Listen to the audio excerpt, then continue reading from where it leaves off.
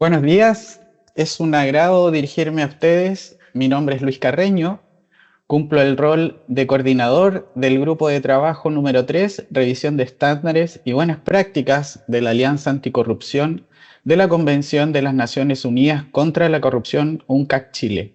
Además, me desempeño en la Subsecretaría de Relaciones Económicas Internacionales de la Cancillería, institución que integra esta alianza. Hoy tengo la honorífica misión de presentar y conceder la palabra a la señora directora de la Dirección de Compras y Contratación Pública y presidenta de la Alianza Anticorrupción UNCAC Chile, doña Verónica Valle, quien efectuará la apertura de este webinario y nos entregará un mensaje de bienvenida. Señora presidenta, le entrego la palabra. Muchas gracias, Luis, por tu presentación. Muchas gracias a todos por la asistencia de hoy día. Bienvenidos a este webinar y buenos días a todos. Quiero comenzar agradeciendo a quienes se han conectado, que van a estar por conectarse en los próximos minutos para participar de este encuentro que nos convoca en torno a un tema que nos une y nos compromete, ¿cierto? La construcción de las instituciones y organizaciones más íntegras, más transparentes y confiables para la ciudadanía. Agradezco además la organización de esta actividad del Grupo 3, que preside Luis, ¿cierto?, que responde a la revisión de estándares y buenas prácticas de la Alianza Anticorrupción UNCAC Chile, cuyo objetivo central es conocer, identificar y difundir buenas prácticas desarrolladas en instituciones públicas, privadas, en la academia y en la sociedad civil y en organismos multilaterales.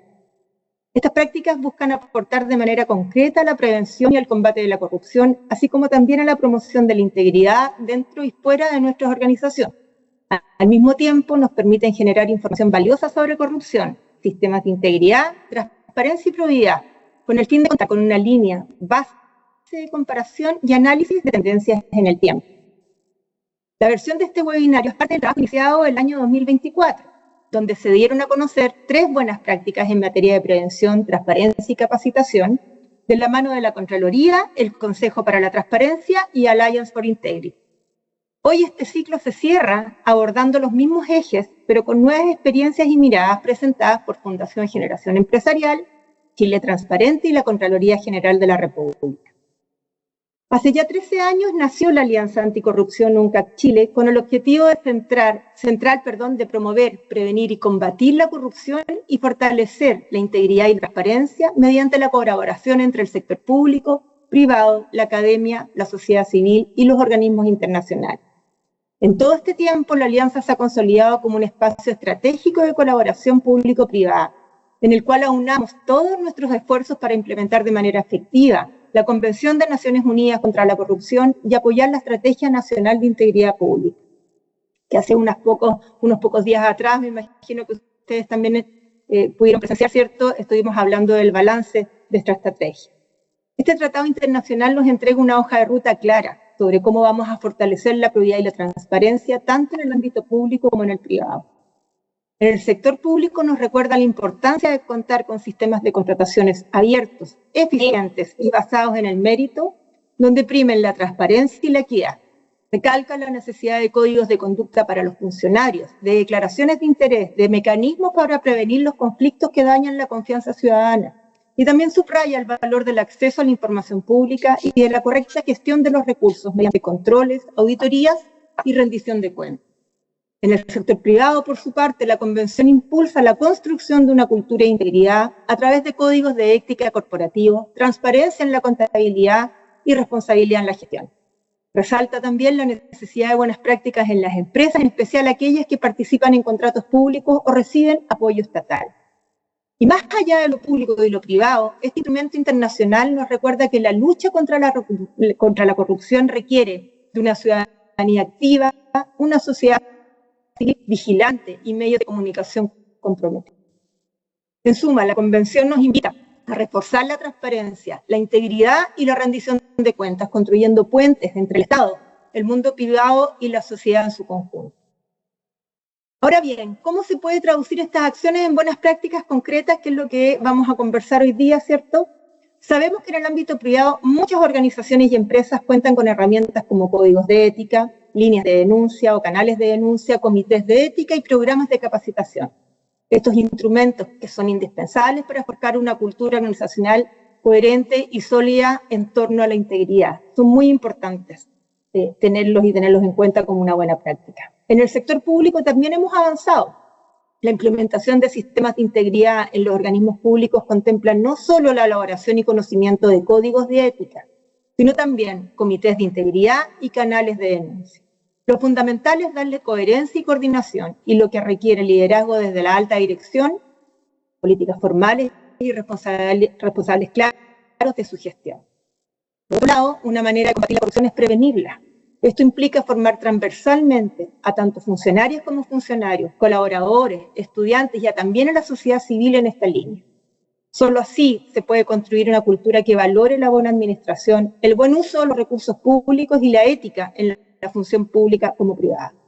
Un ejemplo reciente de este esfuerzo colectivo es el Manual de Recomendaciones y Buenas Prácticas para Proveedores del Estado en materia de integridad, que busca guiar a los proveedores para que actúen con integridad, ajustándose a la ley y a su reglamento, ley de compra del que estamos hablando, ¿cierto? Este documento fue elaborado dentro del marco de las iniciativas que tenemos en la Estrategia Nacional de Integridad por Chile Compra, en conjunto con la Comisión de Integridad y Transparencia del Ministerio de Secretaría General de la Presidencia, Servicio Civil, Suceso y la Fundación Generación Empresarial, que organizaciones todas que forman parte de esta alianza. Otro ejemplo significativo de avance en integridad lo constituye el trabajo que se está realizando en torno a los códigos de ética municipal, impulsados por la Contraloría General de la República, el Programa de Naciones Unidas para el Desarrollo, la Subsecretaría de Desarrollo Regional y Administrativo y la Dirección Nacional de Servicio Civil. Estos códigos representan un paso fundamental para fortalecer la probidad en la gestión local, pues permite orientar la conducta de los funcionarios municipales, promover la transparencia en relación con la ciudadanía y establecer estándares claros de integridad. Estas herramientas, entre otras, que se están desarrollando junto a las que conoceremos hoy, apuntan a fortalecer la transparencia e integridad de nuestra sociedad. Durante esta mañana conoceremos iniciativas y experiencias de buenas prácticas que nos ofrecen las posibilidades de ser replicadas en distintos contextos, en nuestras propias organizaciones, en la relación con nuestros colaboradores y con nuestros proveedores. Para finalizar, quiero invitarlos a participar activamente de esta actividad, recoger ideas, aplicar y transmitir aquellos que resuene para sus propias organizaciones como buenas prácticas. La tarea que tenemos por delante es muy desafiante, pero también profundamente necesaria en la sociedad que hoy día estamos viviendo. Construir juntos un ecosistema de integridad donde la confianza se transforme en el pilar de nuestras instituciones y organizaciones. Muchas gracias y aprovechen este webinar especialmente realizado para ustedes.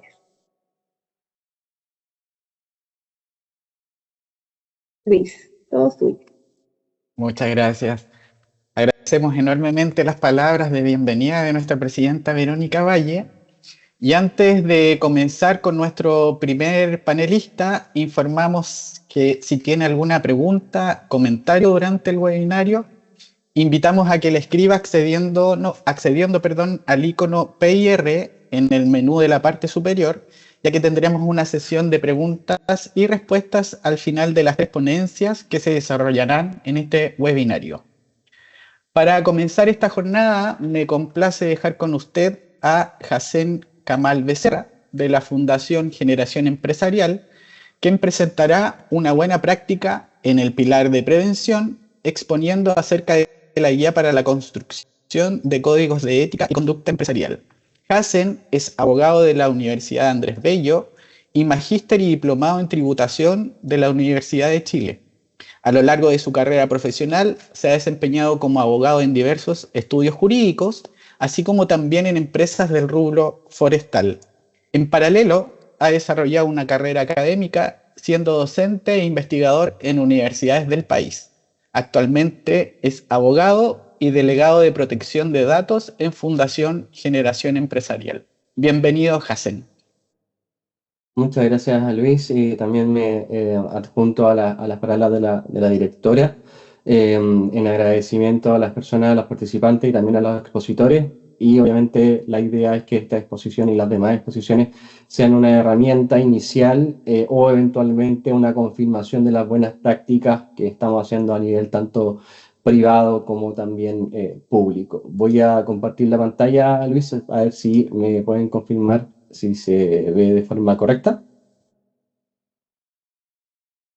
¿Me Se pueden ve, confirmar?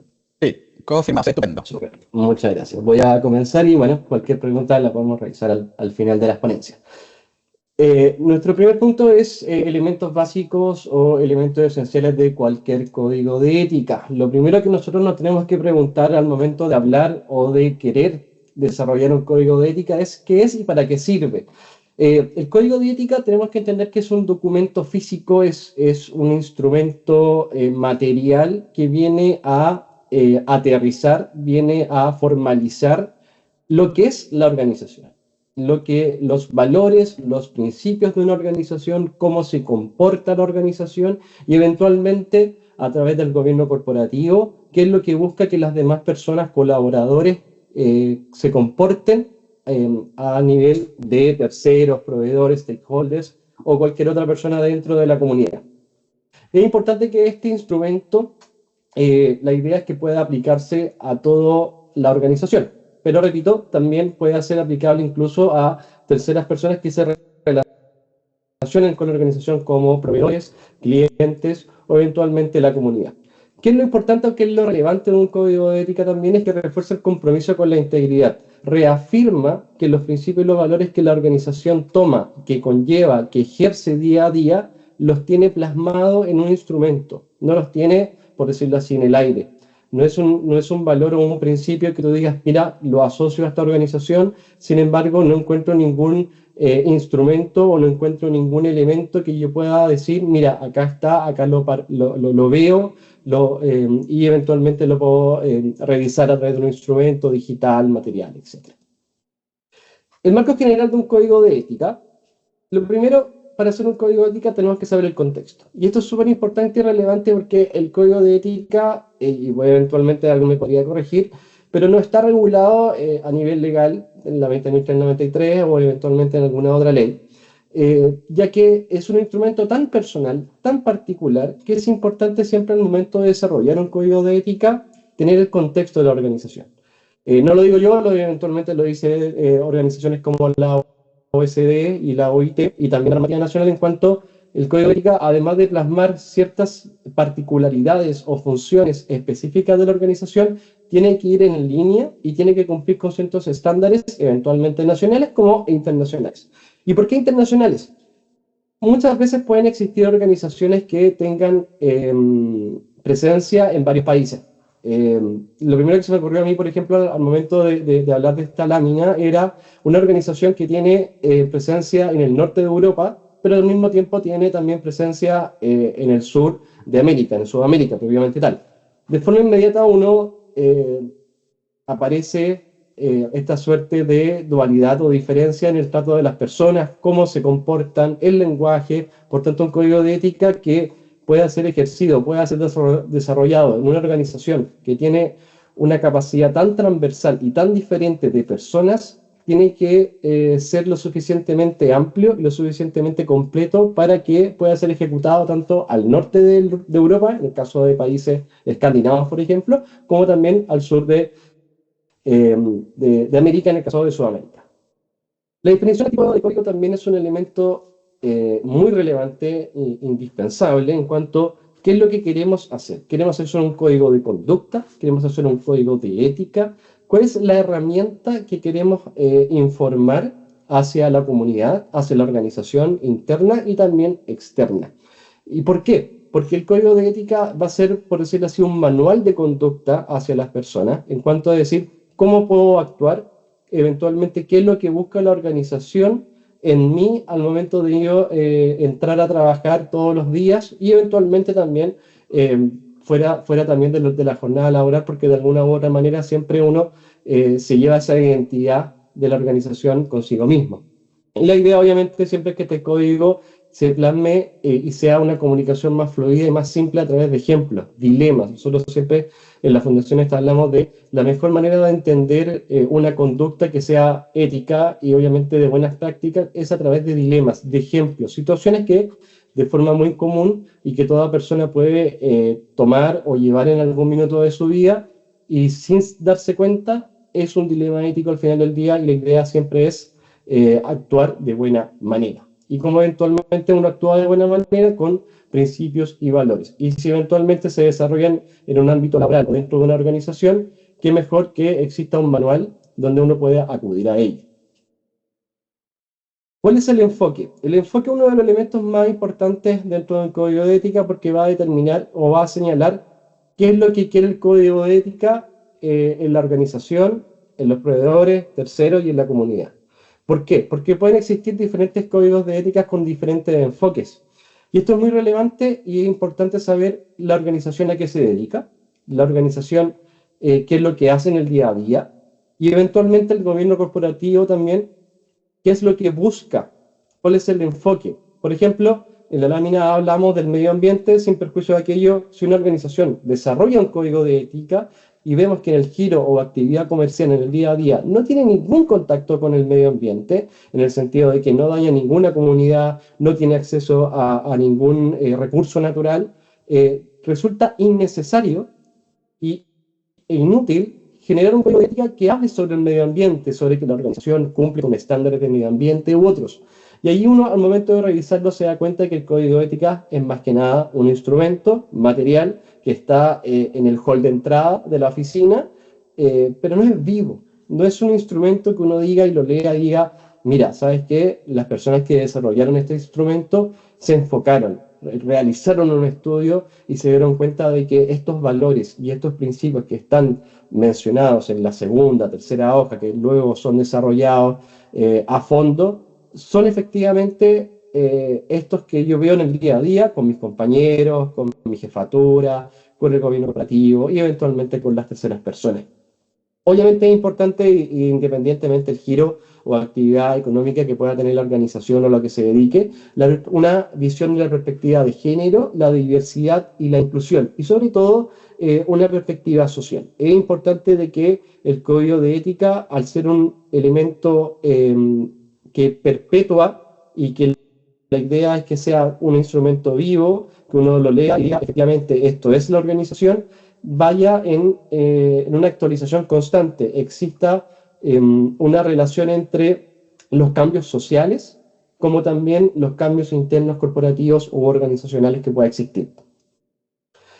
Obviamente siempre es importante entender las recomendaciones tanto nacionales e internacionales. Lo acabamos de conversar, por ejemplo, directrices, índices que haga, por decirlo así, nosotros mismos como UNCAC, la OIT, la OSD, y también saber cómo aterrizar estas recomendaciones de acuerdo a lo que es el tamaño de la organización, a lo que se dedica la organización y eventualmente lo que quiere el gobierno corporativo. No sacamos nada con tener un código de ética muy bonito, muy grande, con muchos principios y valores, y nos damos cuenta que en la organización a nivel interno no hay un clima ético, no hay capacitaciones, no hay un entendimiento de lo que es un valor o un principio, algo tan simple, por ejemplo, como el tratamiento de un conflicto de interés. Si no tenemos una conexión entre los elementos que necesitamos para el código de ética y los componentes empíricos o la práctica o valorativos de las personas,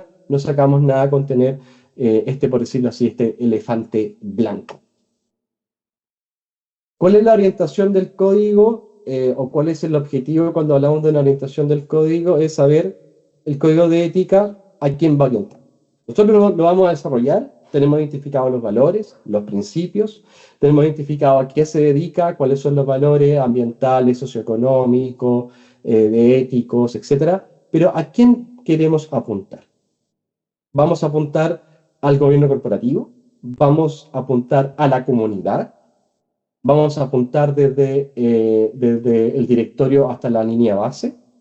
No hay una respuesta correcta a esto en el sentido de que puede existir perfectamente un código de ética que sea transversal, que sea completo, que pueda hablar de estos 3 temas, 4 temas que estábamos comentando recientemente, o eventualmente pueden existir códigos de ética diferentes, código de ética destinado a la forma interna, código de ética destinado a los proveedores y eventualmente el código de ética destinado a la comunidad. ¿Y por qué lo digo o por qué eventualmente es importante? Porque es la única manera que este código de ética, de acuerdo a la acción o a la alternativa que elija la organización, va a ser propio, va a ser particular, va a ser algo genuino.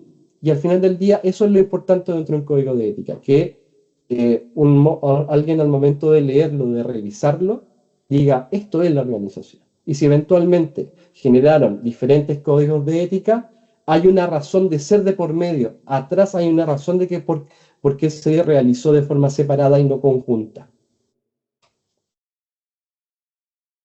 ¿Cuáles son las características elementales, esenciales de un código de ética? Primero, un lenguaje claro. No sacamos nada con tener un código de ética desarrollado, por ejemplo, con un grupo de abogados o eventualmente expertos en cumplimiento, en compliance, en buenas prácticas, con términos, por decirlo así, súper técnicos, súper científicos, con normas de la OECD, la ley 20.393. Si al final del día, ¿qué es lo que nosotros queremos con el código de ética? Queremos que el código de ética lo pueda leer cualquier persona, independientemente del área, independientemente del cargo, lo lea y diga, ah, entiendo, estos son los principios, estos son los valores y esto es lo que quiere la organización que yo cumpla dentro de mi labor. Por tanto, un lenguaje claro, simple, con ejemplos, con dilemas, es la mejor opción para que sea algo más que válido, sea algo que funcione. Luego, la extensión, lo que vamos a comentar de forma ahora recién. El código de ética se aconseja y obviamente es recomendable que sea lo más extensivo posible. Se puede ejecutar o puede ser aplicable tanto para el presidente del directorio como, por ejemplo, la línea base. Que sea algo que regule, a mí siempre me gusta decir que haya un rayado de cancha y que todos los jugadores de la organización estén ahí. Que no eventualmente existan exclusiones o tratos especiales o eventualmente más que tratos especiales estén excluidos. Esa es la idea de un código de ética. El idioma, lo que hemos comentado al principio. ¿Qué pasa si una multinacional o una organización que tiene presencia en varios países puede tener un código de ética cumpliendo obviamente con esta transversalidad y eventualmente lenguaje claro, ejemplos que puedan ser ejecutados tanto en cualquier parte del mundo? Pero ¿qué hacemos si no tenemos el mismo idioma? Por ejemplo, el código de ética en inglés, eventualmente la idea es que sea en inglés, en español, noruego, finlandés, etc. Y también, solamente como método de más de inclusión, suponiendo también lo que conversábamos en láminas anteriores, ¿qué pasa si la organización tiene presencia en ciertos lugares donde existen pueblos indígenas, étnicos u otros? También sería muy recomendable y también importante generar ciertos capítulos o eventualmente una versión dentro del código de ética con lenguaje inclusivo, o sea, más que lenguaje inclusivo, perdón, lenguaje de étnico, de los pueblos indígenas, sería un buen elemento también, sin perjuicio de que yo nunca lo he leído en alguna recomendación de la OIT, o eventualmente la OIT. Y lo otro también, la aplicación que sea amplia. La aplicación, en ese sentido también llevo a la extensión, en cuanto pueda ser ejecutado tanto a nivel interno, externo, y externo me puedo dividir entre comillas con los stakeholders, proveedores y eventualmente también con la comunidad. La comunidad es un elemento muy importante dentro de un código de ética, porque la organización se debe a la comunidad dentro o de alguna otra manera, porque la organización tiene impacto en todo sentido, en todas las áreas dentro de una comunidad. Por tanto, si existe un código de ética que atiende a la comunidad, es muy positivo también. ¿Cuáles son los antecedentes previos para construir un código de ética? ¿Qué necesitamos previamente para decir, mira, hagamos esto primero y de acuerdo a ello, a los resultados, tenemos este código de ética? Primero, determinar cuál es el clima organizacional, cuál es la cultura del compliance.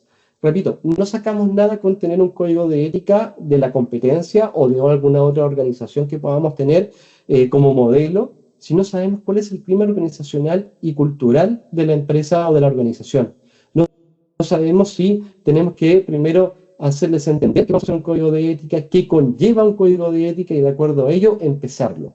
Segundo, una vez que tenemos ya, por decirlo así, la introducción a la cultura, ¿cuál es el diagnóstico de los objetivos estratégicos? ¿Qué queremos sacar con el código de ética?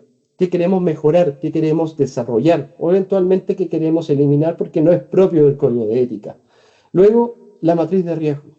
La matriz de riesgo es un elemento esencial dentro de un modelo de prevención de delitos que también conlleva un código de ética por cuanto a establecer cuáles son los riesgos de la organización. Lo que comentábamos anteriormente.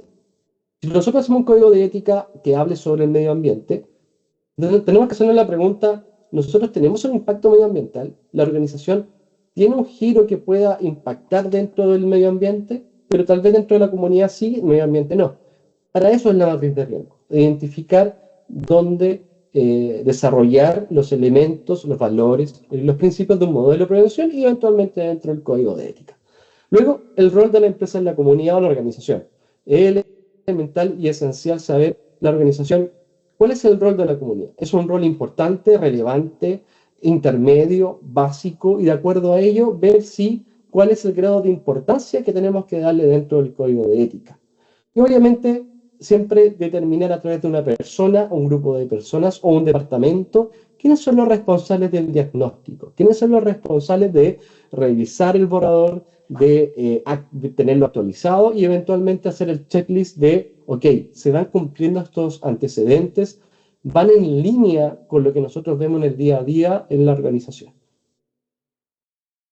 Principios fundamentales dentro de un código de ética, que esto creo yo que son transversales a cualquier organización. Primero, que exista un compromiso del más alto nivel. Y uno se puede preguntar, compromiso, pero ¿por parte de quién?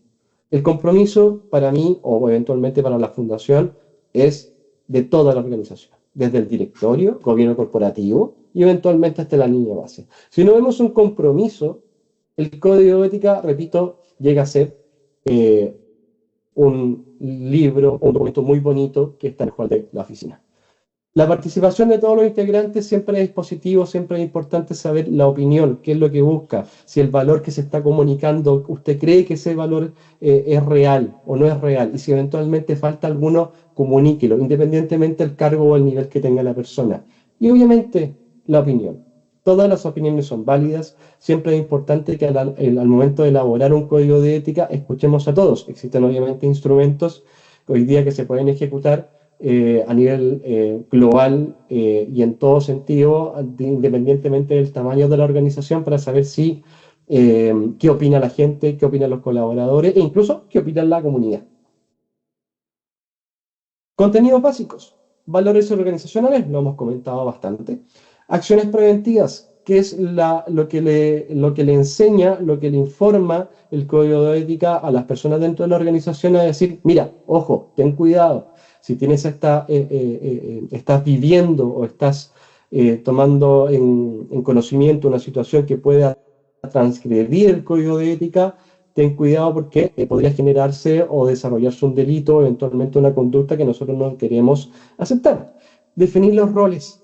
Tiene el rol controlador, informativo y eventualmente también a nivel general. La idea es siempre señalar que todos tenemos un rol importante de la organización, independientemente del cargo o el lugar que nosotros tenga dentro de la organización. Lo importante siempre es velar y hacer cumplir el código.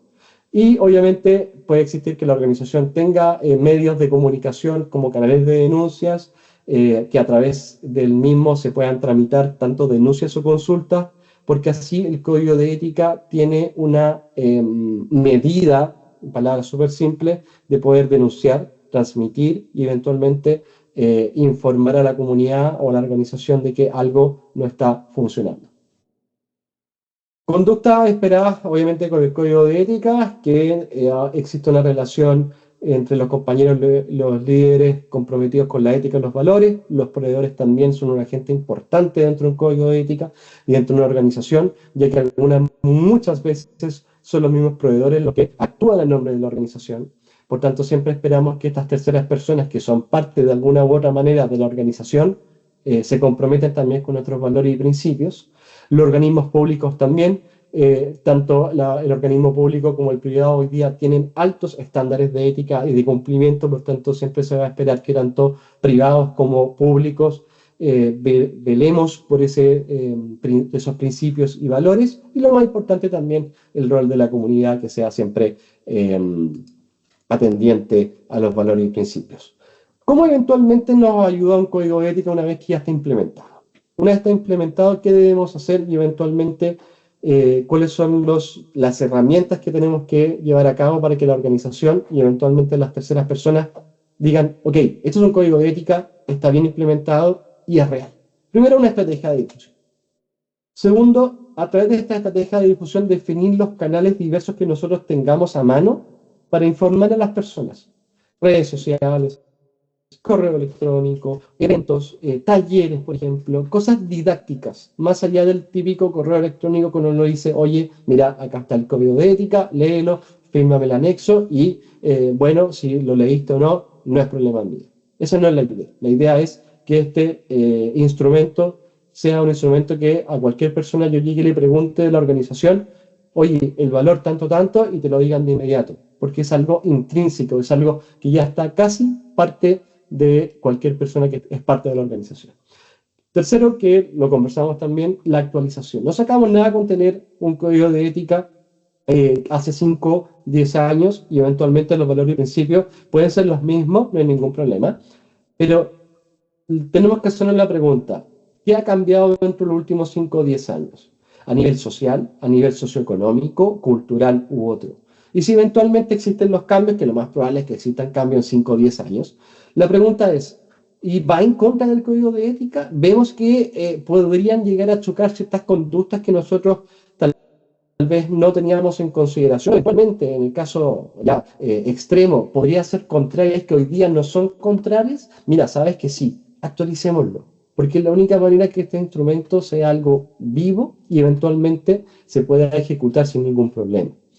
Y cuarto, también que es importante, ejemplos. La mejor manera de hacerle entender a las personas, en todo sentido, un instrumento tan complejo al mismo tiempo y tan técnico algunas veces como el código de ética, aterricemos esos conceptos, aterricemos el contenido a través de ejemplos. ¿Por qué? Porque el código de ética al final del día habla sobre la conducta de la persona.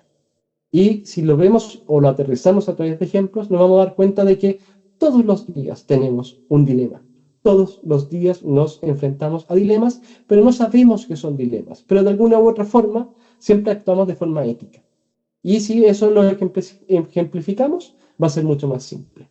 ¿Qué conductas evitar, obviamente, o que se buscan dentro del código de ética? Los conflictos de interés, pero siempre un conflicto de interés de una manera negativa, ya que siempre se entiende a entender que un conflicto de interés es 100% y siempre negativo, y no es así. Va a depender del caso a caso y eventualmente de las políticas internas de la organización. Obviamente el uso indebido de recursos, el cohecho o soborno y el mal uso de la información confidencial, esos tres elementos no tienen distinción y no tienen matices. ¿Cuál es la idea también dentro de los elementos de difusión y seguimiento? El monitoreo. Revisar el código de ética de forma periódica. Nosotros ponemos 1 a 2 años, sin perjuicio de aquello. Puede existir que en 3 meses necesariamente exista un cambio de paradigma o de contenido del código de ética, o en 5 años. Va a quedar a criterio de cada organización. Lo importante, y valga la redundancia, la integración de todos los niveles, desde el directorio, gobierno corporativo, hasta la línea base. Y obviamente a través de la matriz de riesgo, que ayuda a generar el código de ética, analizar de forma periódica los riesgos. Los riesgos siempre van cambiando. Un riesgo que eventualmente está controlado hace 5 años, lo más probable es que si uno lo revisa ahora, dice, oye, pero si se controla hace 5 años, ¿cuál es el problema? Lo más probable es que no esté controlado.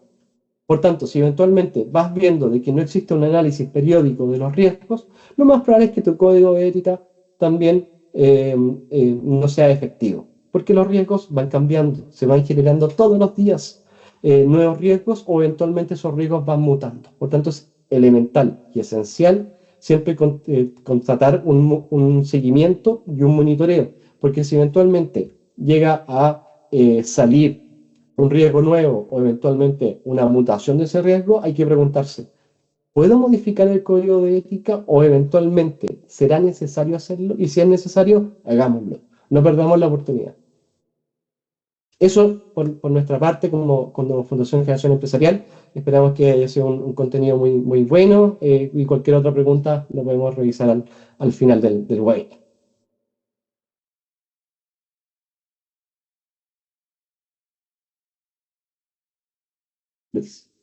Agradecemos la excelente presentación de Hassen Kamal de Fundación Generación Empresarial.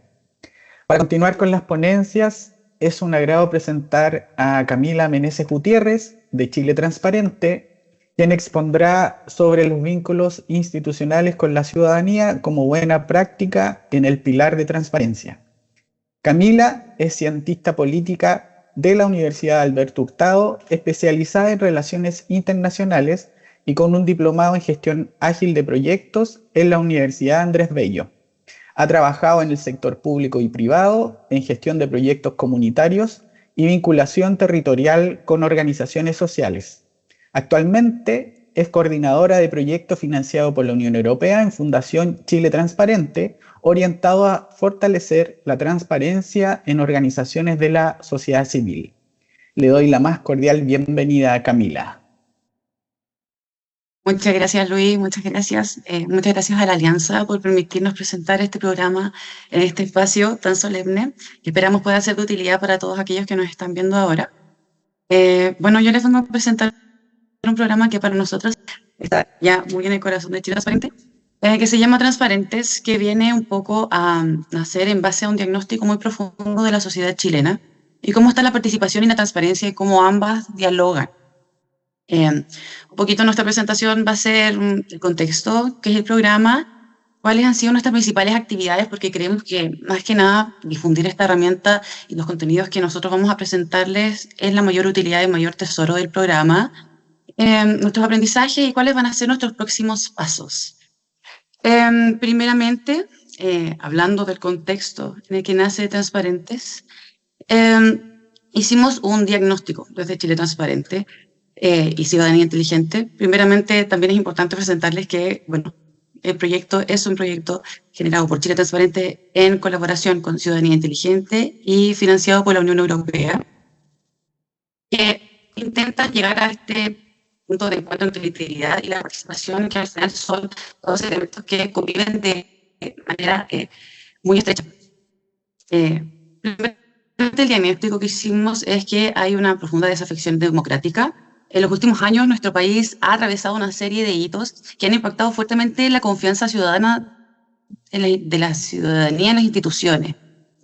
Si nos remontamos solamente al 2019, el estallido social, posteriormente la pandemia, el proceso constituyente, que tuvo varios pasos que para toda la sociedad fueron como un suma y sigue. Y son solamente algunos de los ejemplos que han ido profundizando de alguna manera esa desafección democrática de las instituciones y hacia quienes ejercen muchas veces la función pública. Cada cierto tiempo podemos encontrarnos con un caso más o menos relevante y de impacto público que cada cierto que nos levanta la alerta y nos dice, bueno, hay que poner el ojo. En este escenario también los casos de corrupción han terminado de tensionar un poquito la relación entre la ciudadanía y el Estado y la sociedad civil. Recordemos que el caso más emblemático fue el caso Convenios en el año 2023, donde salieron a la luz algunas prácticas que afectaron directamente la legitimidad de las organizaciones y que igual levantaron un ambiente generalizado de sospecha en el tercer sector, que hasta ese momento había gozado de una gran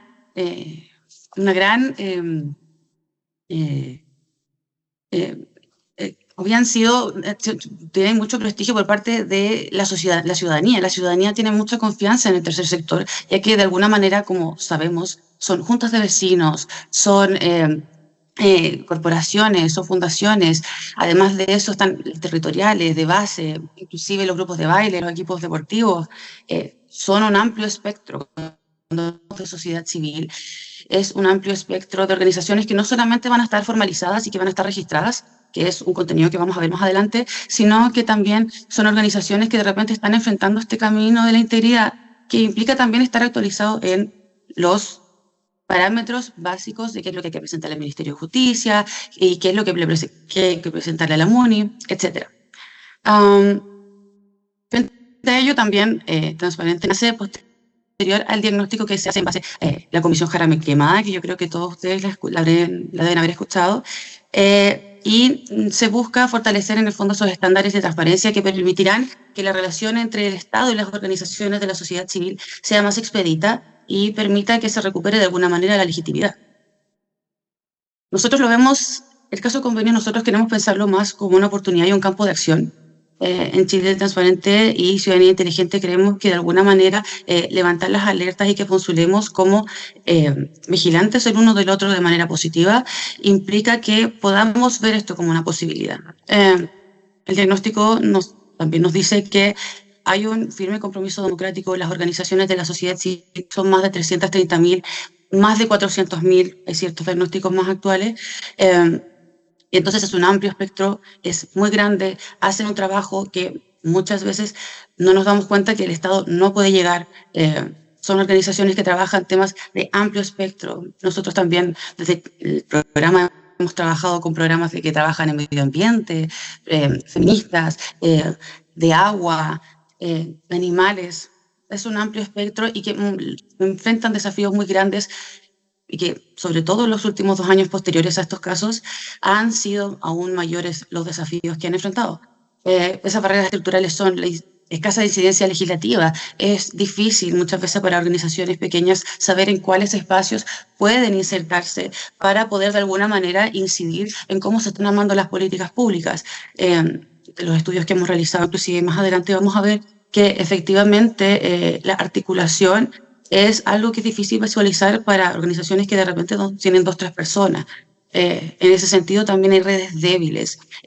La articulación también implica que las organizaciones pueden estar conectadas las unas con las otras y como vemos la naturaleza de ellas es tan amplia que de repente puede ser muy difícil para organizaciones donde trabajan mayoritariamente adultos mayores poder estar en conexión con quizás, por ejemplo, las redes de capacitación que hay disponibles hoy en día, no solamente en este programa, sino que en muchas otras organizaciones, como vimos previamente con la Fundación Generación Empresarial.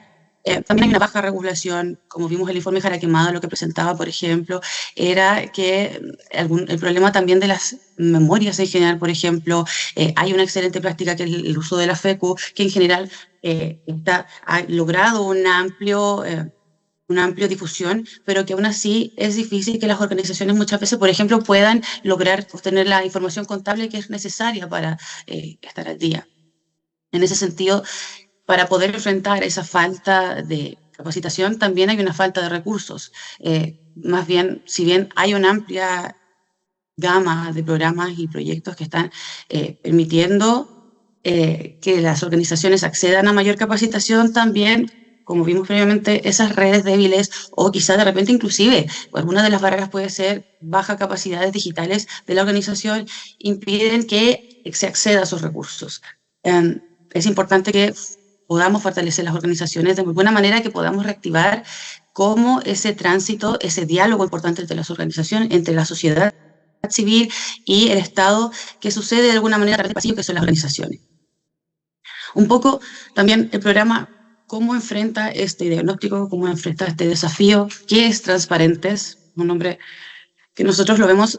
Transparentes tiene una frase que es muy importante para nosotros, que es que la democracia está en juego, pero la ciudadanía está amando porque creemos que es importante que estos contenidos se aterricen de alguna manera y que las organizaciones puedan tomarlo como un tejido sencillo, y también planteamos que fuera un trayecto integral de cómo podemos de alguna manera generar un diagnóstico.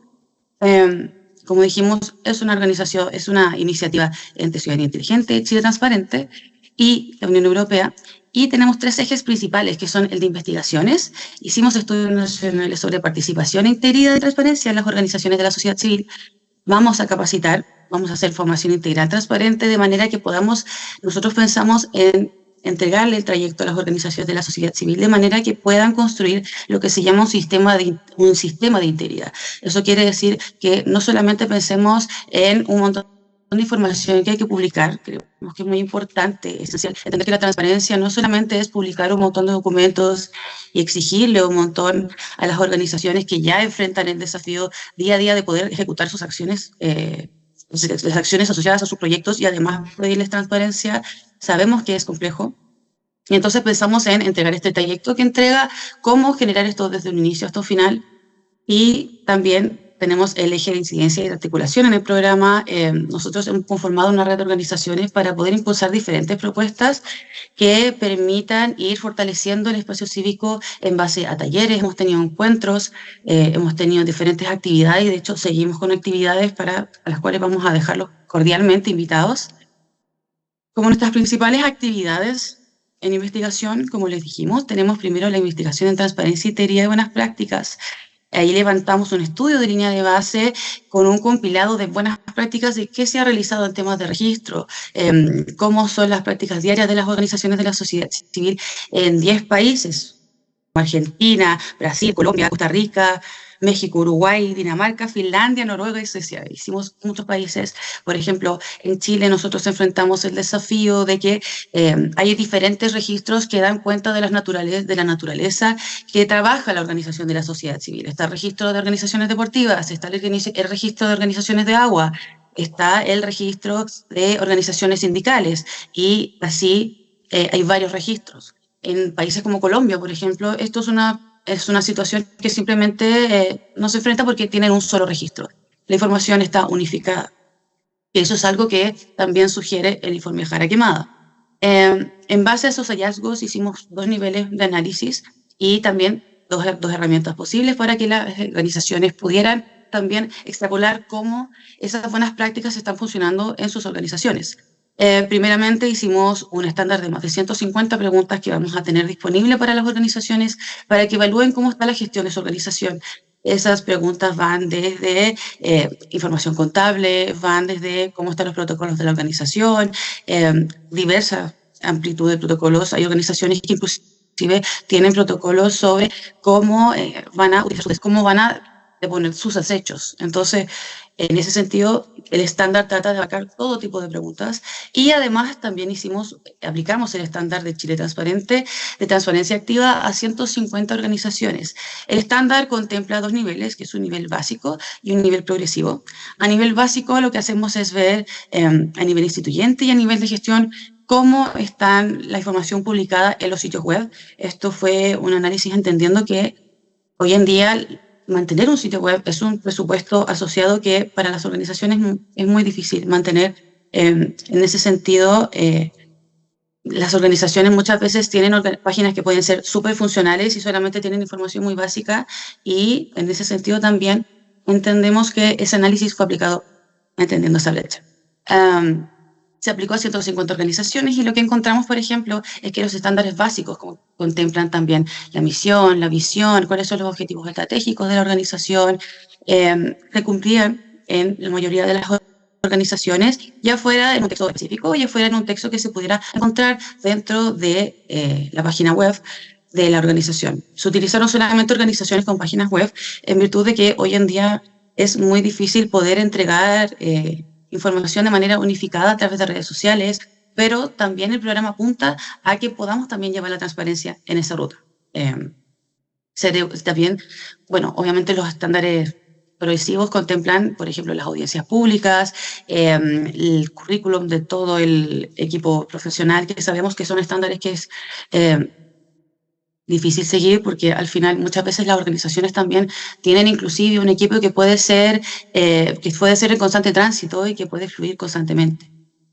También hicimos el estudio en participación en organizaciones de la sociedad civil. En ese estudio lo que hicimos, aplicamos una encuesta a todas las personas que estuvieran vinculadas a organizaciones de la sociedad civil. Obtuvimos más de 200 respuestas que fueron mayoritariamente desde organizaciones comunitarias funcionales, desde corporaciones, fueron desde juntas de vecinos también. Gran parte de nuestras respuestas y también hicimos consultas a los 345 municipios del país para saber cómo está el estado de sus mecanismos de participación de los 4 principales establecidos por ley, que son las cuentas públicas participativas, que es el acceso público a la información, las consultas ciudadanas y los consejos de la sociedad civil. Y preguntamos un poco cómo estaba el estado de estos mecanismos. En la encuesta también preguntamos por mecanismos que son más avanzados, como podrían ser las audiencias de lobby. Nos respondieron todos los municipios y pudimos ver más o menos qué es lo que estaba pasando, no solamente en tanto frecuencia, sino también en contenido. Hicimos un análisis de qué es lo que estaba conversándose, cuáles son los diálogos que se mantienen muchas veces dentro de los consejos de la sociedad civil y no solamente eso, sino que también pudimos ver los mecanismos de participación ciudadana establecidos por ley de los 24 ministerios y 39 subsecretarías. Este estudio se aplicó antes de que del nacimiento del Ministerio de Seguridad Pública, así que no lo contempla, pero hicimos también una revisión y también consultamos sobre cómo estaban los 4 mecanismos principales a todas aquellas instituciones y pudimos generar un perfil en el cual algunos de los resultados que podemos adelantarles, este informe va a estar publicado en breve, y pudimos encontrar que en general los mecanismos de participación no son muy deliberativos, y en general el contenido muchas veces, por ejemplo, de los consejos de la sociedad civil, no se logran tener discusiones en donde puedan abarcarse discusiones que puedan ir más allá de, por ejemplo, hay que renovar una vereda o hay que poner luz en un parque, que fueran discusiones que pudieran abarcar mucho más la esencia y cuáles son los elementos vinculantes de la comunidad en general.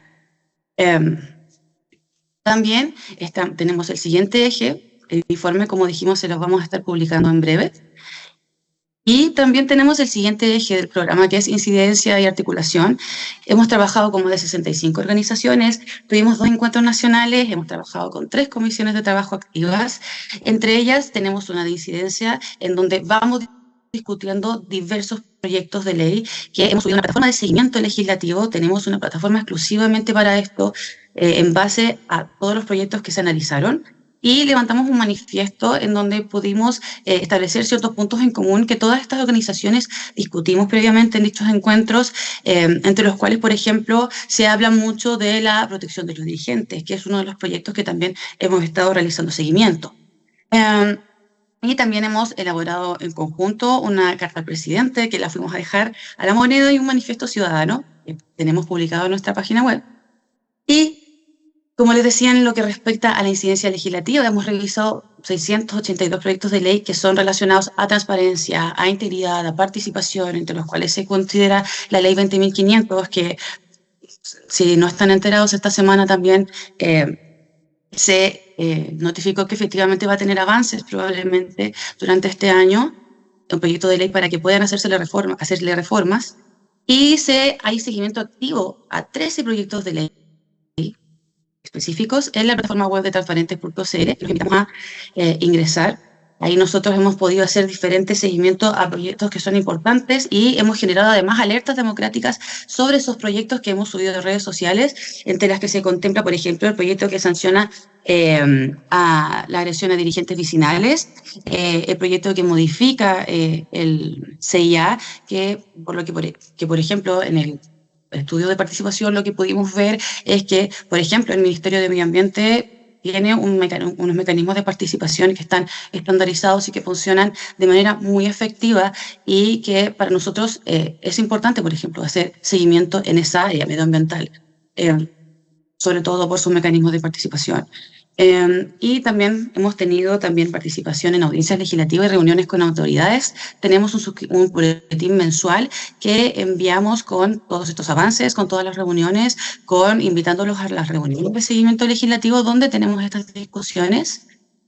Y finalmente tenemos el eje de capacitaciones. Como vimos, está el eje de estudios, está el eje de incidencia y articulación, y el eje de capacitación, donde tenemos principalmente el curso de Transparentes, que es un curso online, asincrónico, que tiene un certificado de participación también, y donde lo que buscamos obviamente es fortalecer la legitimidad, poder generar este sistema de integridad de manera breve, que sea de manera lúdica, que sea cercano. Creemos que los recursos que las organizaciones puedan recibir tienen que ser de una alta calidad, así que también tiene un manual complementario. Esos manuales también van a ser de manera desglosadas en los contenidos complementarios de cada cápsula. Y bueno, aquí les quiero mostrar un poco del avance que hemos tenido. Aquí tenemos un poco algunos de nuestros agentes trabajando en ello, pero tenemos además, en complementación al curso, tenemos capacitaciones a nivel nacional, donde nosotros lo que buscamos es poder también generar espacios de discusión y conversación que no solamente sean el curso, sino que sean complementarios. Entonces, en ese eje tendríamos el curso virtual, tenemos un manual complementario, van a tener los contenidos, y además van a tener a su disposición estas capacitaciones, que son virtuales, son presenciales. Vamos a estar en el norte, en el sur de Chile, y aquí creemos también que yace el mayor valor del programa, que es el curso, los contenidos que nosotros le planteamos, y que les dije en un inicio, es importante pensar en una ruta que hable de un sistema de integridad. Tenemos una introducción breve, también vamos a hacer un repaso por el marco normativo, que es lo más importante y de repente lo más difícil de abarcar.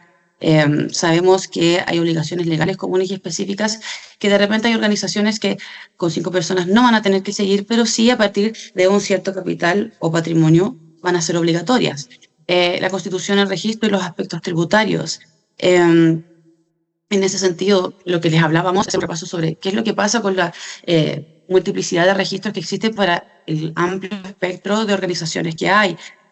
Cuáles son las declaraciones que tienen que presentar anualmente. Como decían previamente, es muy importante que toda esta información que nosotros en general se exige por ley sea idealmente actualizada una vez al año. También tenemos el módulo de integridad y transparencia, donde hablamos sobre compliance, sobre la prevención de delitos, sobre la construcción de diferentes herramientas que nosotros creemos son importantes que tenga cualquier organización y adaptada a su realidad, como son el código de ética, cómo vamos a gestionar los conflictos de intereses, qué va a pasar con la transparencia activa y pasiva, ¿qué va a pasar con la rendición de cuentas? Nosotros también hacemos mucho hincapié en qué es lo que pasa con la transparencia activa. Creemos que el mayor valor, pensando sobre todo en que las organizaciones actualmente lo que más se enfrentan es el desafío de obtener fondos públicos y poder obtenerlos, ya sea no solamente de los fondos que puedan obtener desde el Estado, sino que también puedan obtener financiamiento internacional, que puedan obtener financiamiento local, que se pueda levantar un financiamiento desde privados inclusive. Es importante que la transparencia activa pueda servir como una forma también de mostrar el rostro de la organización. Al final es importante entender que un sistema de integridad no es solamente, como les dije, presentar documentos y cumplir con diferentes estándares, sino que también implica que podamos sentir que la integridad nos permite mostrar un rostro, es mostrar no solamente los recursos financieros, que siempre lo decimos en las capacitaciones. Actualmente es importante diferenciar el precio del valor de las cosas, y el valor de la organización yace mucho en cuáles son las actividades que hacen en el día a día, y ya partiendo con la publicación y la difusión de esas actividades podemos hablar de un primer paso, podemos hablar de un primer impulso y podemos hablar también de una primera inclinación positiva que nosotros reforzamos y que también felicitamos de alguna manera. No solamente restringirse, solamente a pensar en publicar información financiera, sino que también todas las actividades en general. Está bien publicar la FEQ, bien que tengamos esa práctica, pero también entendemos que es difícil de repente para ciertas organizaciones y hacen su propia memoria que quizá no cumple con toda la información, pero que también da cuenta y da un primer paso y que nos permite generarnos una primera imagen, una primera presentación tan importante de la organización. Y aquí viene el eje, para nosotros también es muy importante y que integra un poco esta visión entre la transparencia y la participación. La participación es muy importante porque al final es un poco el concepto que les decía previamente. ¿Quién vigila a los vigilantes? Y la participación, ahí lo que importa es que en el fondo seamos nosotros mismos quienes desarrollemos la capacidad de agencia sobre las instituciones en las cuales participamos. Y eso no solamente va para el Estado, sino también que pasa dentro de mi organización.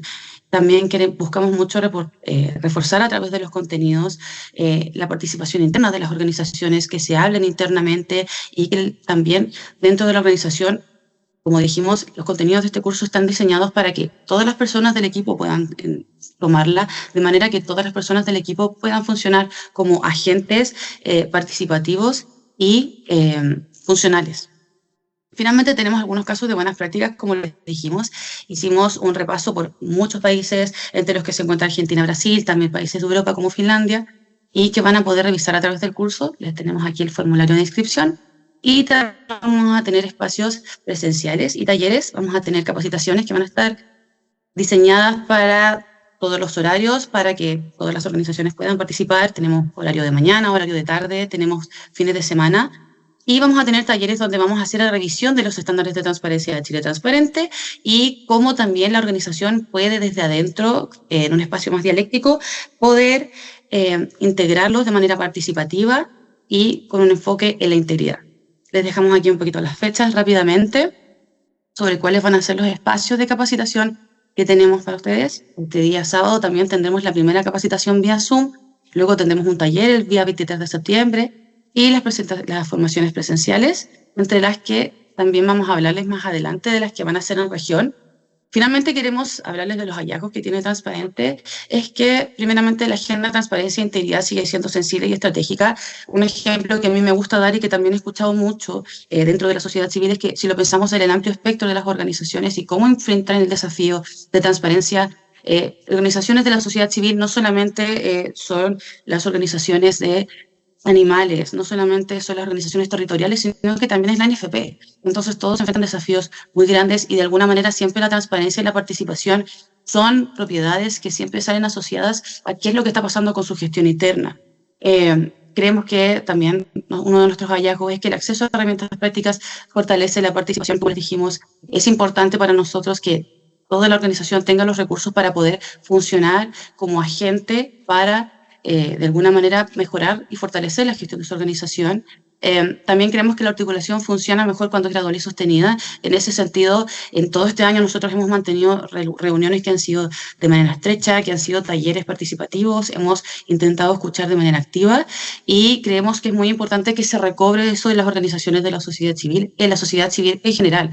Aprovechar los espacios no solamente virtuales que sabemos que la pandemia de repente instaló para quedarse, y aprovecharlos de alguna manera activa y no solamente para uno, sino que permitir que todos los demás puedan participar, y eso es apuntando derechamente, pensando en, por ejemplo, las organizaciones que trabajan con personas con condiciones de discapacidad o personas que trabajan de nuevo con adultos mayores.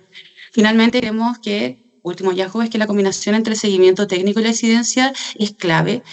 Para eso nosotros tenemos la plataforma Transparentes que permite visualizar de manera fácil qué es lo que está pasando con los proyectos de ley. Es muy distinto y eso es algo que nosotros también podemos sacar de nuestro estudio de integridad y transparencia, es que es muy importante el formato en el que presentamos la información y cómo estamos, cómo la persona interactúa con ella primeramente.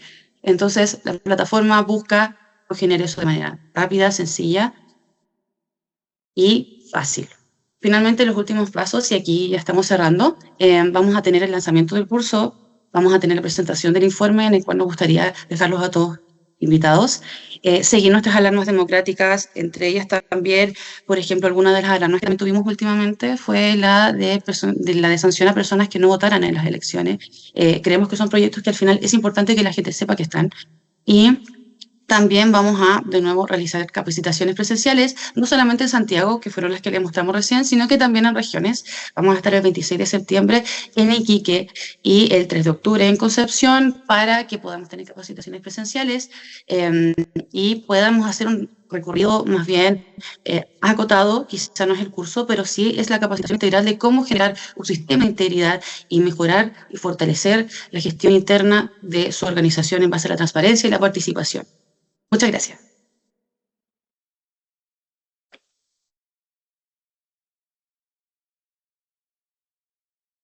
Damos las gracias a Camila Meneses por su estupenda participación en este webinario.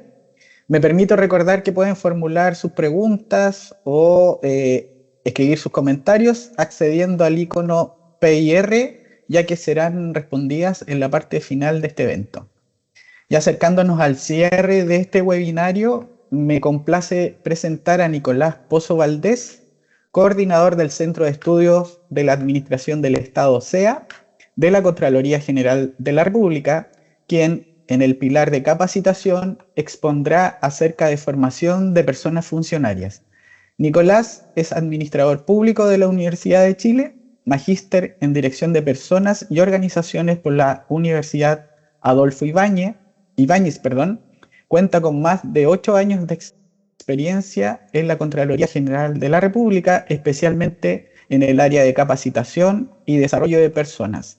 Desde el 2024 se desempeña como coordinador del Grupo de Trabajo número 2 de Capacitación de la Alianza Anticorrupción UNCAC Chile. Bienvenido, Nicolás. Muchas gracias, Luis. Muchas gracias a la Alianza Anticorrupción por esta oportunidad, digamos, de participar en esta importante instancia. Saludar a todos los que nos acompañan de manera telemática, ¿cierto? Y también, digamos, dar el saludo protocolar a nombre de la Contralora General, la señora Dorothy Pérez Gutiérrez, y también del director del Centro de Estudio de la Administración del Estado, el señor Kael Becerra Rojas.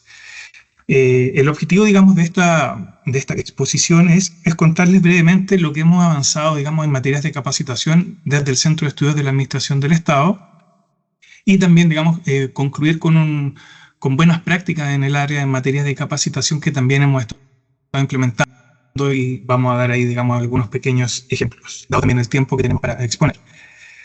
El Centro de Estudios de la Administración del Estado, conocido como SEA, de esta Contraloría, busca promover las competencias bases para el desarrollo de la función pública a través de la capacitación y perfeccionamiento del personal del Estado, digamos, y así contribuir a una buena administración con estándares altos de integridad ética y conocimiento teórico-práctico.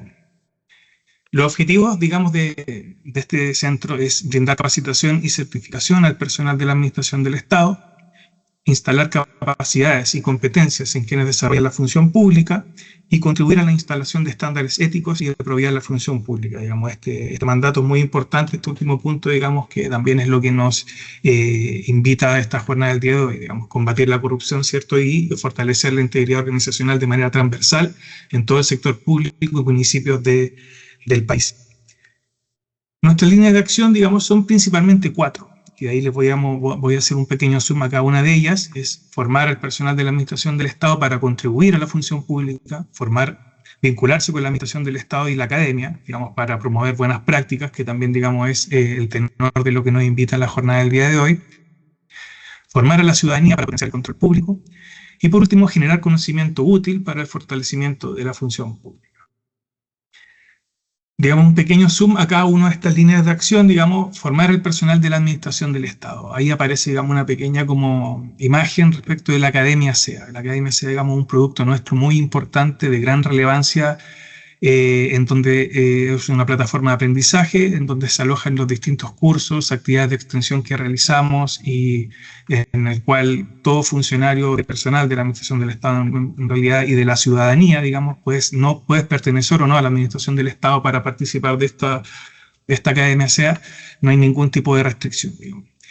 Entonces, la idea del SEA, digamos, es el compromiso permanente con la capacitación continua de los servidores públicos y dar soluciones innovadoras y accesibles también, digamos. O sea, también nosotros estamos revisando permanentemente cuáles son las necesidades vigentes, contingentes que tiene la Administración del Estado, y también tratar de dar una respuesta oportuna a esas necesidades.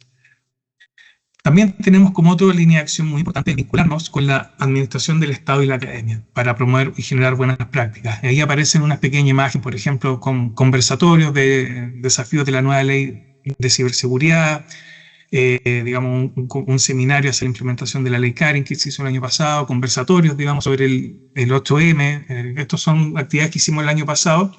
Este tipo de actividades busca promover la participación y conocimiento de todas las partes interesadas que se vinculan con el Estado, digamos, y que requieren conocer sobre las materias de la administración. Todas estas actividades, digamos, que nosotros realizamos como a título de extensión con más instituciones, quedan alojadas también en la Academia SEA. Digamos, nosotros estamos utilizando este espacio virtual, digamos, de la Academia SEA como una plataforma, como un repositorio de conocimiento muy relevante, digamos, el cual es muy útil para las distintas reparticiones del Estado. Aquí, por ejemplo, podemos ver algunos casos, ejemplos muy puntuales de algunos convenios que hemos firmado como centro de estudios, como son asociaciones de Municipalidad de Chile, la GORECH, ¿cierto? Asociación de Gobernadores y Gobernadoras Regionales de Chile, convenios con la Policía de Investigaciones, con la Universidad de Chile, con la Pontificia Universidad Católica, Universidad Autónoma, entre otras, digamos. Formar a la ciudadanía para potenciar el control público, digamos. Esto es parte también, digamos, de la plataforma de la Academia SEA, y lo que le mencionaba un poco con anterioridad, en donde no solamente en la Academia SEA participan personal de la Administración del Estado, sino que también la invitación es a que, digamos, participen la ciudadanía, digamos, que tenga interés en formarse, en aprender, en fomentar, en desarrollar una cultura de transparencia, ética y responsabilidad en la gestión pública, digamos. Fortalecer la confianza ciudadana en el Estado, digamos, también es un pilar muy importante para nosotros como centro de estudio y como Contraloría. Dentro de este punto de vista, también como centro de estudio, nosotros, por ejemplo, realizamos visitas guiadas a distintas instituciones de educación, tanto educación escolar como educación superior, en particular de pregrado, en donde distintos alumnos junto con sus profesores agendan una visita y pueden conocer también más de cerca el rol que nosotros realizamos como Contraloría y también, digamos, recalcamos la importancia de la función pública también. Otro pilar, digamos, importante es lo que refiere al generar conocimiento útil, digamos, para el fortalecimiento de la función pública. Esto a través de publicación de contenidos, tanto en nuestros cursos, talleres, cápsulas que desarrollamos y en particular con la revista chilena de la Administración del Estado y compilaciones normativas, libros, entre otros. Respecto a la revista chilena, digamos, nosotros siempre lanzamos 2 números por año con distinta temática y ahora actualmente nos encontramos en proceso de indexación, digamos, para poder fortalecer aún más el perfil, digamos, de las publicaciones que se realizan en dicha revista. Y también, digamos, la invitación dentro de todo este fortalecimiento de la función pública es a visitar también nuestra biblioteca institucional, la cual es una biblioteca pública y especializada sobre todo en materias de derecho administrativo, la cual, digamos, tiene una cantidad de información muy relevante para los que les interese este tipo de materia.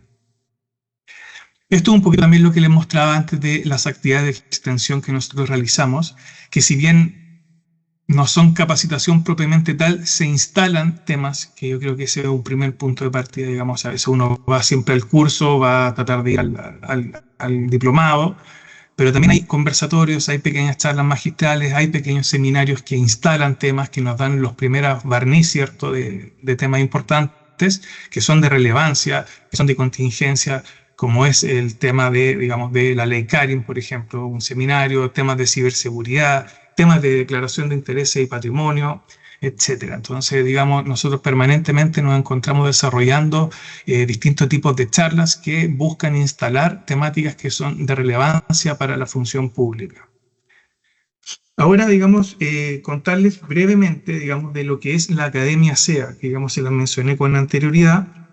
La Academia SEA, digamos, la lanzamos el 17 de agosto del año 2024, y ya contamos hasta la fecha con 43.249 matrículas y 25.906 ingresos a través de clave única. Este es un punto muy importante, ya que desde el comienzo de la administración de la señora Contralora Dorothy Pérez se cambió el eje, digamos, de lo que era el SEA hasta esa fecha y se le dio, digamos, más relevancia al aprendizaje autónomo, y eso también parte con la automatrícula, es decir, solamente por el hecho de ser ciudadano con una clave única, tú puedes ingresar a todos los cursos y contenidos del Centro de Estudios de la Administración del Estado y matricularte y resolver, digamos, los programas, los diversos programas, los cursos, desarrollarlos sin ningún tipo de gestión adicional, digamos.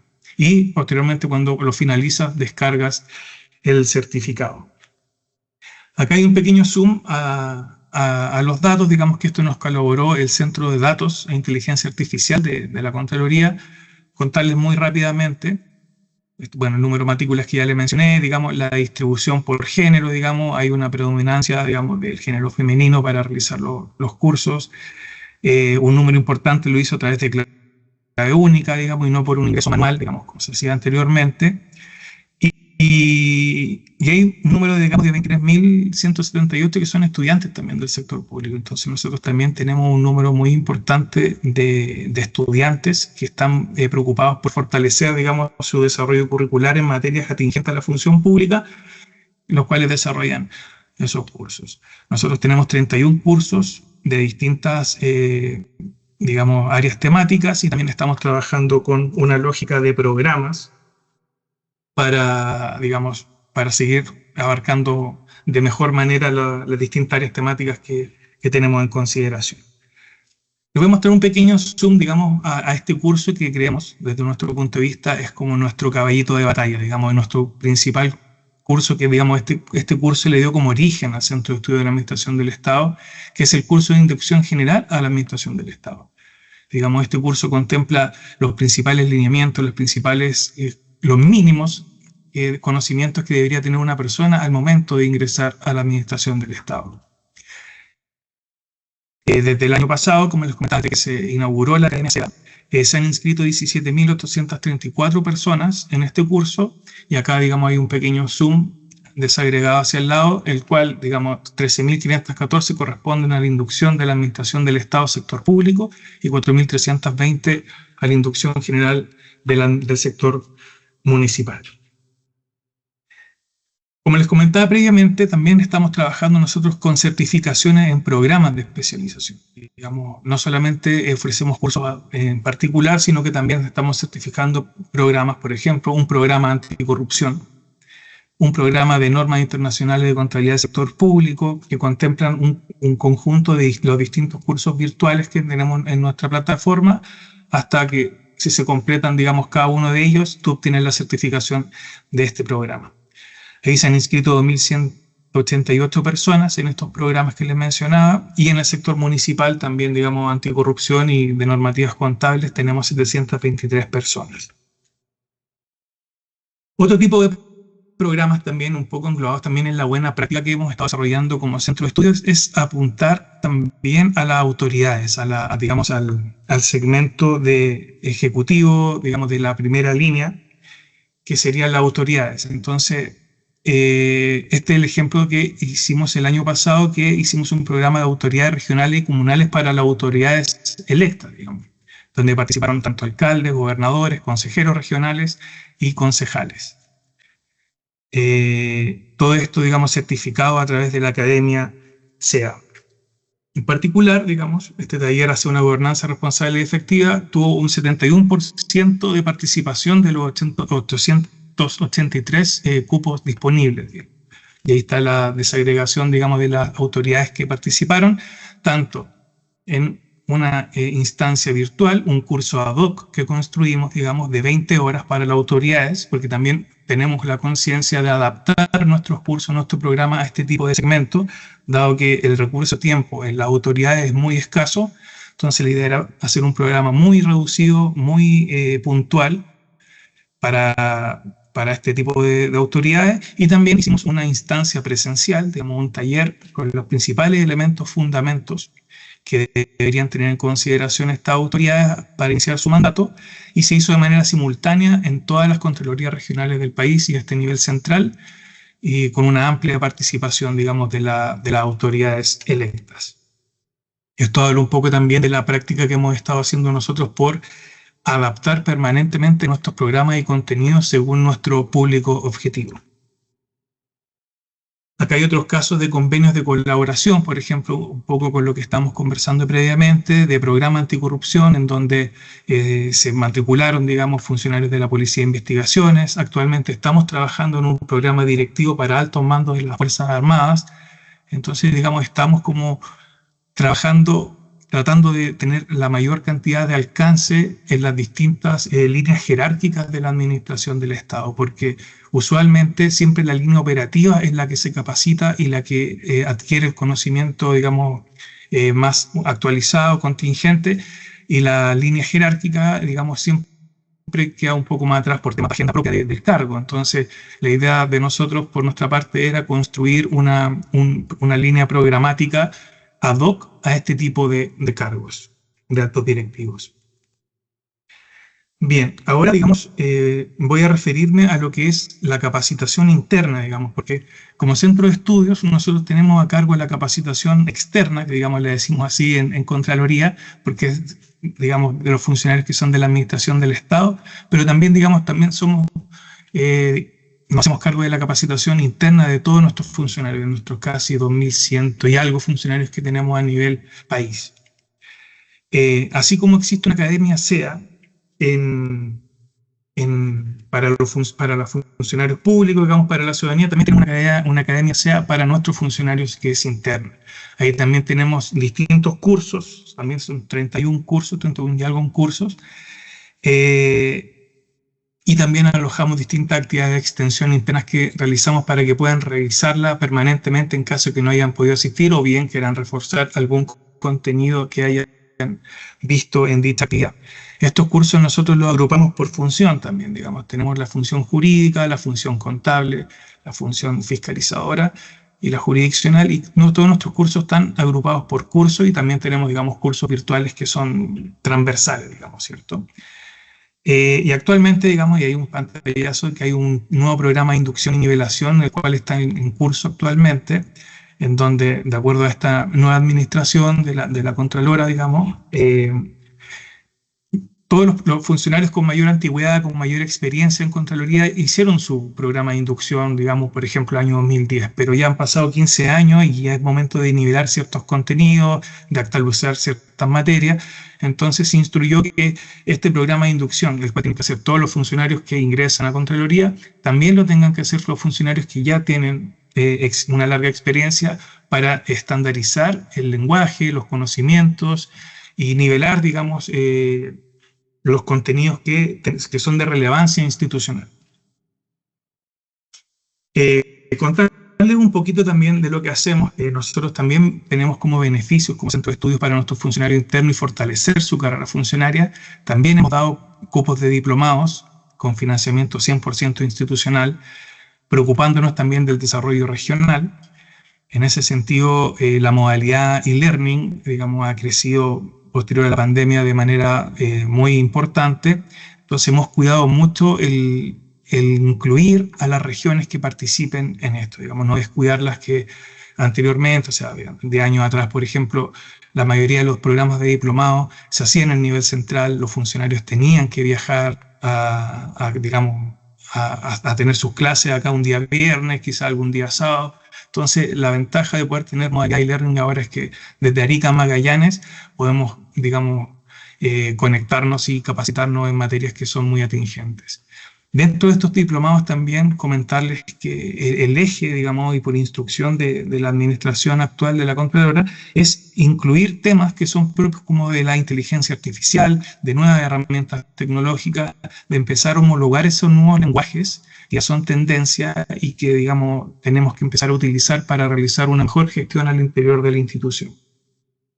Y posteriormente también tenemos un espacio de cofinanciamiento institucional en donde distintos funcionarios, dados sus intereses, podían optar a una beca parcial de un financiamiento de algún estudio que les sea beneficioso para el desarrollo de su función.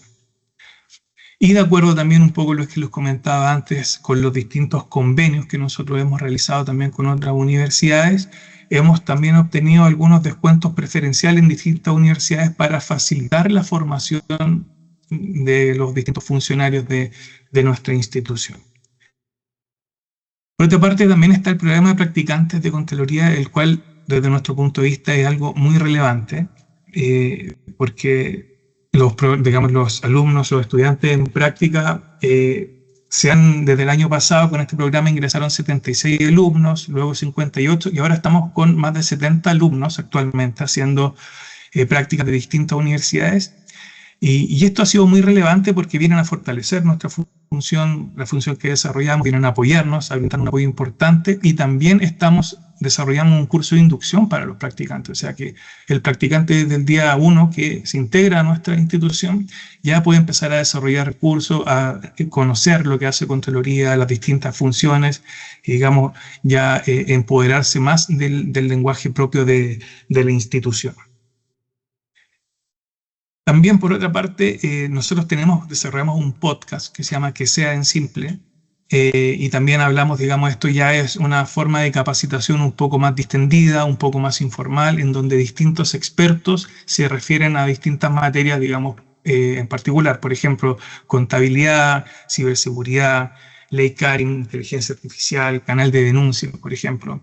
Actualmente estamos trabajando en otras líneas temáticas y la idea es, digamos, ofrecer una pequeña cápsula de video, digamos, que no requiera mucho tiempo, en donde se pueda escuchar la opinión de expertos, a lo mejor una pequeña conversación entre dos más personas, digamos, respecto de lo que es esta línea temática, digamos. Buscamos ahí la transferencia de conocimiento por parte de algún experto que permita desarrollar de mejor manera los conocimientos para la función pública.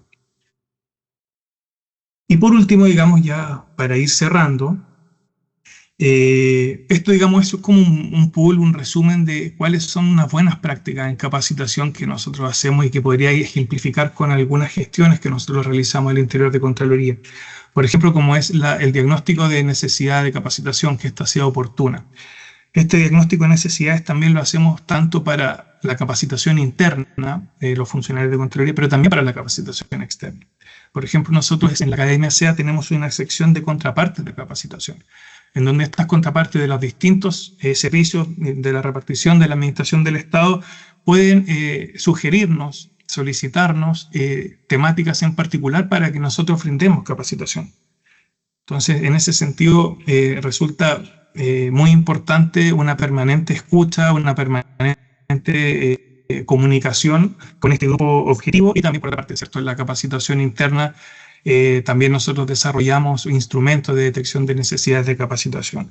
Actualmente nosotros realizamos a nivel interno una detección de necesidades que es de carácter bianual, y digamos que se serviría para establecer la hoja de ruta de capacitación ya para el periodo, por ejemplo, 2026 y 2027. Una alineación estratégica, digamos, de la capacitación tiene que estar alineada con la estrategia institucional, digamos, con los objetivos estratégicos de la institución, lo cual también ha respondido así, por ejemplo, lo que les mencionaba anteriormente respecto de la construcción de diplomados con un componente fuerte de inteligencia artificial, de acuerdo como a el nuevo eje estratégico que impuso la Contralora. Diversidad de modalidades, eso es muy importante, lo que les mencioné anteriormente, tanto la modalidad presencial, virtual, híbrida, digamos, que se han ido instalando. Hasta hace 6-7 años atrás era casi imposible hablar de hacer un diplomado e-learning, digamos, no era tan bien visto, no era tan bien valorado. En cambio ahora, posterior a la pandemia, digamos, se instaló de una manera más, ¿cierto?, un poco forzada la contingencia entre los años 2020 y 2021, y ya lo virtual llegó para quedarse. Entonces, esta diversidad de modalidades nos ha permitido tener un mayor alcance dentro de nuestra institución, por ejemplo, y también, digámoslo, también a nivel de la administración del Estado. O sea, tenemos funcionarios de Arica a Magallanes, de distintos puntos del país, realizando capacitaciones en línea, y lo cual, digamos, es muy relevante. O sea, hay que ver la parte positiva de diversificar la modalidad. Efectivamente, hay temáticas de capacitación que requieren una presencialidad, que la presencialidad la puede enriquecer, pero sin duda la modalidad virtual nos ha permitido tener un alcance súper importante a lo largo del territorio. Por otra parte, otra buena práctica es el diseño centrado en la persona participante, un poco lo que mencionaba respecto de las autoridades, por ejemplo, hacer programas ad hoc según la función específica que realizan. O también, por ejemplo, tenemos programas de contabilidad para especialistas, pero también lo tenemos para no especialistas, es decir, nosotros adaptamos las capacitaciones de acuerdo a las funciones, a los perfiles que tenga nuestro público objetivo. Por otra parte está la construcción de equipos de relatores internos. Esta buena práctica también la quería relevar porque nosotros actualmente estamos trabajando en un proyecto de una red de formadores interna, que digamos son estos funcionarios que son expertos en una materia, que nos ayudan a revisar los cursos virtuales que nosotros ofrecemos, a levantar nuevos contenidos, a levantar nuevos cursos, a hacer charlas internas, a hacer talleres, digamos, estos conversatorios también que les comentaba al principio. La idea es fortalecer permanentemente esta red de relatores, de formadores internos. Por otra parte, la evaluación continua es muy importante, digamos, siempre es importante estar midiendo para mejorar y controlar de mejor manera las capacidades que nosotros realizamos. En primera instancia, nosotros realizamos evaluación de aprendizaje y reacción, digamos, tanto aprendizaje como sobre la evaluación y reacción, satisfacción respecto de identificar mejoras para los distintos cursos que nosotros estamos realizando. Respecto de la accesibilidad e inclusión, también un componente muy importante como buena práctica en la capacitación, en el entendido de que, por ejemplo, en la Academia SEA nosotros tenemos un plugin que permite configurar la visualización según la comodidad del usuario. La idea es mejorar acá, claro, la experiencia de usuario. Por ejemplo, discapacidades visuales, temas, por ejemplo, una persona que tenga daltonismo puede jugar con los contrastes de manera distinta, cosa que les sea más amigable poder navegar por los cursos. Personas que, por ejemplo, tengan temas como de convulsiones, de epilepsia, activan un plugin e inmediatamente se desactivan las animaciones, por ejemplo, en nuestros cursos. Entonces hay distintas formas que tenemos ahí en un plugin de poder pensar también en ese segmento de nuestros usuarios que puedan tener alguna necesidad en particular y abordarla de la manera correcta. Respecto de la innovación tecnológica, digamos, también como buena práctica, un poquito lo que le contaba respecto de la clave única. La clave única fue un acierto, fue una muy buena práctica que implementamos en el centro de estudios, ya que nos permitió la automatrícula, digamos. Y ya pasamos de que los servicios nos pidieran en ciertos periodos de inscripción matricular a sus funcionarios en el curso de inducción de la Administración del Estado, por ejemplo, periodo marzo-abril. Entonces hacíamos 10 versiones en el año. Eso significa un costo importante tanto para el usuario como también para nosotros como equipo, que teníamos que hacer programas, ¿cierto?, de un plan comunicacional, una difusión importante de este curso. Entonces, ¿qué pasó? Que ahora nuestro curso, desde que se inaugura el año académico, que usualmente parte el mes de marzo, cada usuario con su clave única se puede automatricular de manera directa en el curso, en los programas que le estime pertinente y desarrollarlos hasta que finaliza nuestro calendario académico en diciembre del año.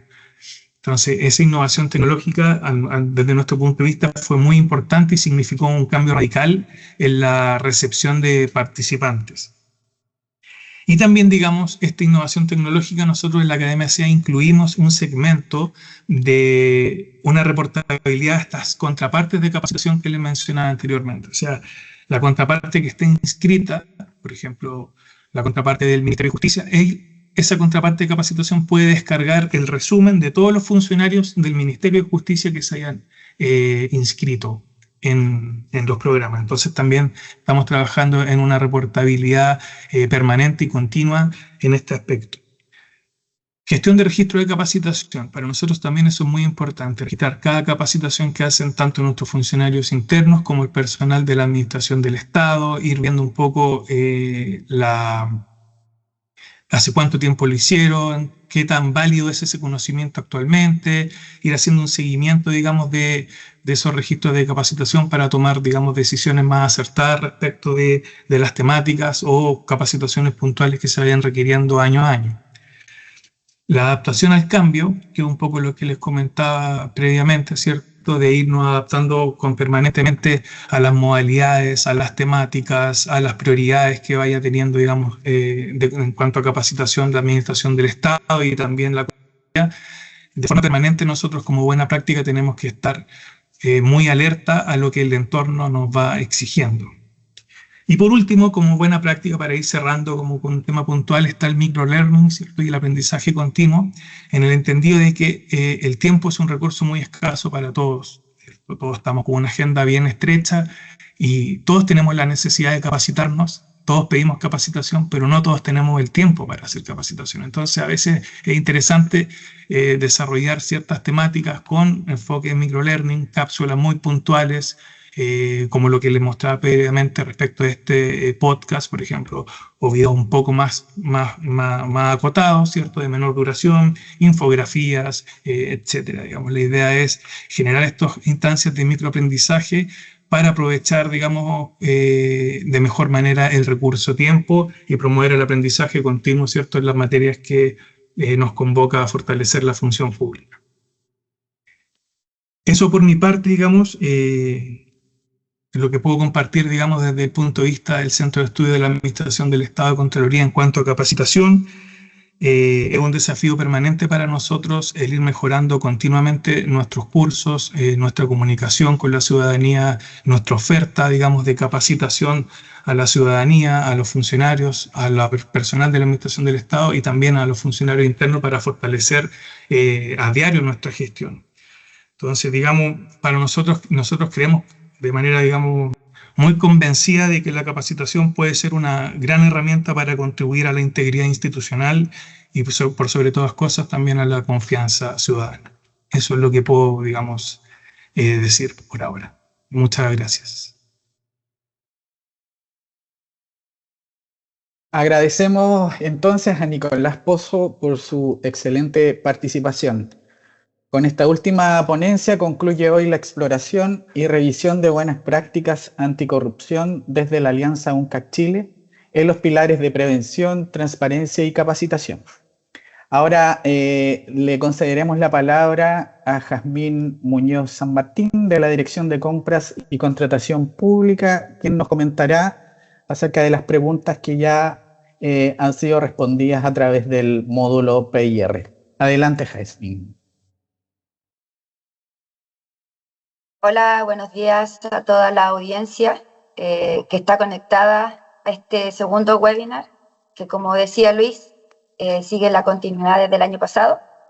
Bueno, y quería comentar respecto a las preguntas y solicitudes que han realizado.